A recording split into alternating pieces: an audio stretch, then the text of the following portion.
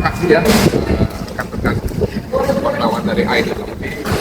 Hari ini saya bersama-sama dengan 30 advokat ya, yang mana sebenarnya kami di dalam kuasa ini ada hampir lebih dari 100. Kami mendapatkan kuasa dari istri seorang anak bangsa ya, yang bernama Ibtu Samuel Marbun atau Ibtu Tommy Samuel Marbun, seorang perwira yang dipekerjakan oleh negara ini untuk bidang penegakan hukum dan ditugaskan di Papua. Hari ini atas ketidakpastian terkait status Tommy Samuel Marbun yang dibilang-bilang ya nggak tahu kemana, dibilang meninggal jasadnya nggak ada, dibilang dihilangkan juga praduganya itu ke arah situ. Sudah ada upaya 3 kali pencarian terhadap Ibtu Tommy Samuel Marbun. Namun dalam upaya ini banyak indikasi-indikasi kebohongan dalam suatu bentuk laporan yang dilakukan oleh oknum-oknum di kepolisian daerah maupun di Polres, sehingga dari pusat itu menganggap bahwa sudah optimal dalam pencarian, padahal tidak. Kami punya banyak saksi, ya, baik dari saksi yang ada di lapangan, masyarakat, sampai ke nanti saksi yang bekas anggota kepolisian, yaitu purnawirawan anggota kepolisian, yaitu mertuanya Tommy Samuel Marbun sendiri. Banyak kegagalan yang sudah kami pun, yang sudah kami lakukan, yang akan kami adukan di dalam forum yang tepat. Ya, karena nggak boleh ini seorang perwira ya, ataupun siapapun lah itu yang diberikan tugas oleh negara, ketika terjadi sesuatu dibiarkan begitu saja, dibilang nanti sudah takdir. Enak aja lo ngomong, kalau itu anak lo bagaimana? Kalau itu mertua lu bagaimana? Kalau itu bapak lu bagaimana? Apakah bisa hanya bilang takdir? Kurang ajar itu pada sampai mulut yang mengatakan begitu. Ya, setiap nyawa manusia itu berharga di mata Tuhan. Kalau setiap nyawa berharga di mata Tuhan, maka harusnya berharga juga bagi nusa dan bangsa yaitu negara.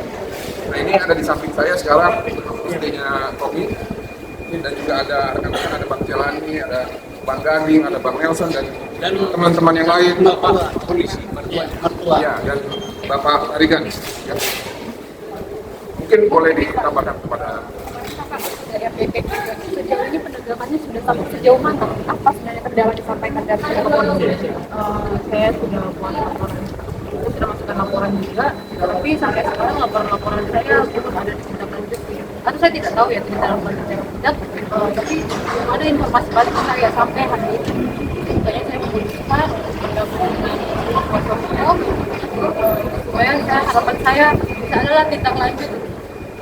Suami saya dan keluarga bisa mendapat keadilan yang memang kami berikan kami. Berarti isi suratnya hanya dalam surat harinya, Pak.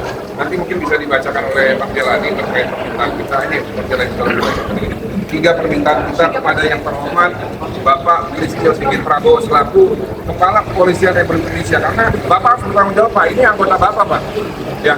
Kalau Bapak tidak bisa bertanggung jawab mewakili negara untuk memastikan di mana keberadaannya atau minimal menemukan potongannya kalau memang hilang, saya curiga nggak akan ada lagi yang mau bertugas buat negara ini di institusi kepolisian nantinya. Silakan, Pak Jelani.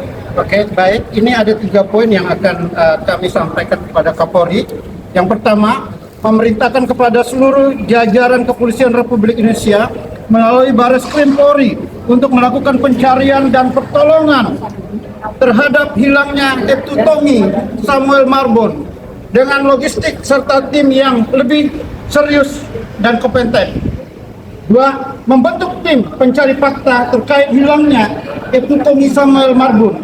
3. Memeriksa jajaran Polres Teluk Bintuni terkait hilangnya Ibtu Tommy Samuel Marbun. Jadi 3 poin ini yang harus Kapolri serius untuk tangani. Kalau kira-kira Kapolri tidak mampu tangani, biar serahkanlah. Mungkin bisa ke TNI, bisa ke Presiden begitu ya. Ini anggota polisi loh, kok nggak mampu lindungi? Ya, itu aja mungkin dari kami. Ditandatangani 50 orang. Oke, ditandatangani ada semua, ada 60 berapa ini? Ini ada sedikit tambahan lagi dari rekan kita yang lain. Silakan. Baik, terima kasih buat rekan-rekan. Satu yang paling penting dikuasai atau diketahui bersama, ya, bahwa berdasarkan Undang-Undang nomor 24 tahun 2017 dan PP-nya itu nomor 20, Undang-Undang nomor 29 tahun 2014 dan PP-nya itu nomor 29. Ada 3 unsur kenapa dihentikannya pencarian. Pertama, karena sudah ditemukan korban. Kedua, diberikan waktu paling lama 7 hari. Dan ketiga, hasil evaluasi. Jadi ini sangat penting bahwa apakah di sini dari Polres Bintuni yang CQ-nya Kapolres sudah memerintahkan dan bekerja sama dengan tim Badan Nasional Pencarian dan Penyelamatan. Jadi ini sangat penting. Dalam permasalahan ini apakah sudah dilakukan maksimal 7 hari sehingga dihentikan. Ini perlu kita ketahui kejanggalan terhadap seorang bayangkara yang dimana saat ini kita melihat bayangkarinya sedang menjerit.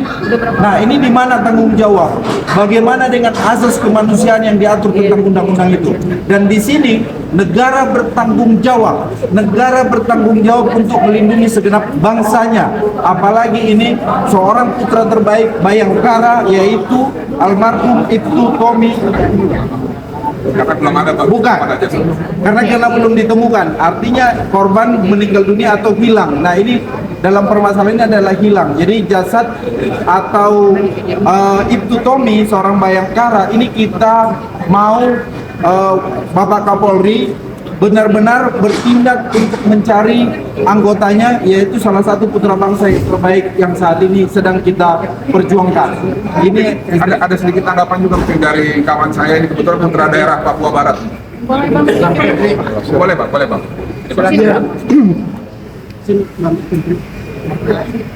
Ya, kalau dari kami, saya kebetulan dari Sorong dan ternyata saya sama ibu ini satu alumni SMP yang sama. Jadi kita berbela sungkawa dengan apa yang sudah terjadi sekarang, dan kami tak akan henti-hentinya untuk memperjuangkan keadilan sampai persoalan ini menjadi clear. Karena perlu ada kepastian hukum dalam persoalan ini. Perjalanan sudah cukup panjang, sudah menghadap ke Komisi 3 DPR RI, tapi hingga saat ini belum ada titik terang yang kita dapatkan. Karena itu saya kira tanpa berpanjang lebar, kami semua yang hadir di sini punya hati yang sama, bekerja untuk kemanusiaan, supaya mendapatkan keadilan bagi keluarga. Satu lagi, Bapak Edu. Pernah lama kami tugaskan di sini tempatnya. Pak Tari ini Orang mertua. Terima kasih. Saya memang sudah purnawirawan Polri dan pernah bertugas di Polres Bintuni sebagai Kasat Narkoba. Sejak kejadian tanggal 18, tanggal 19 kami sudah mencari, dan pada tanggal 19 itu aturan kami pakai heli tapi ada yang batalkan. Terus tanggal 20 kami charter kembali heli, cari di tempat TK menggunakan heli. Tanggal 21 saya bersama 4 orang masyarakat bersama saya dan 5 anggota termasuk Kapolres melakukan ritual dan pencarian di TKP. Dan kami bermalam di TKP dan di sana aman. Jadi kami tidak menemukan siapa-siapa.